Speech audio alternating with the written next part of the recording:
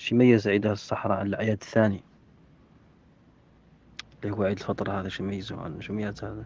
شو يميزه عن الأعياد الثانية عند الصحراء؟ مرحبا بك.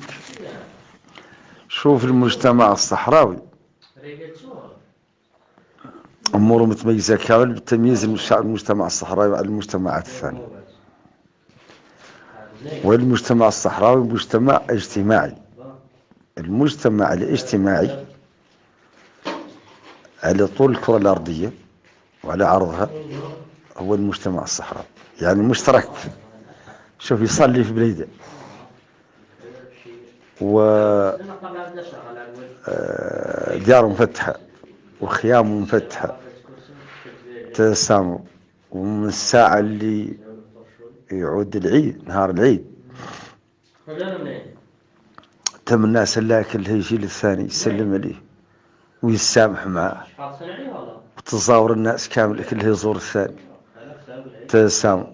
وديار مفتحة ولا شيء ولا شيء مقفول ولا شيء تحاني حد يجيك مثلا ترسل له بدا يجيك ما ارسلت له وانت مولي تجيه هو ما ارسل لك. يعني ناس مشتركة امورها كاملة ومشتركة افراحها ومشتركة عيادتها ومشتركة شغلتها ومشتركة حيوانها ومشتركة عنوانها ومشتركة افراحها ومشتركة.